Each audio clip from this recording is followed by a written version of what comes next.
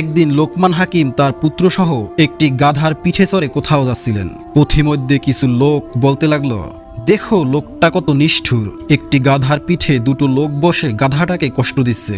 এ কথা শুনে হাকিম নেমে হাঁটতে লাগলেন। কিছু দূর পরে আরো কিছু লোক তাদেরকে দেখে বলে উঠল, ছেলেটি কত বড় বেয়াদব, বুড়োটাকে হাঁটিয়ে নিজে ছাওয়ার হয়ে যাচ্ছে। এ কথা শুনে ছেলেটি নেমে এলো এবং হাকিম ছাওয়ার হলেন। আরো কিছু দূর যাওয়ার পর কিছু লোক বলতে লাগলো, বুড়োটির কি আক্কেল, নিজে গাধার পিঠে চড়ে বাচ্চাটিকে হাঁটিয়ে নিয়ে যাচ্ছে। এ কথা শুনে তিনি গাধার পিঠ থেকে নেমে হাঁটতে লাগলেন। কিছু দূর যাওয়ার পরে আবারও কিছু লোক সমালোচনার সুরে বলল, লোক দুটো কি বোকা, সঙ্গে সওয়ার থাকতে পায়ে হেঁটে পথ চলছে।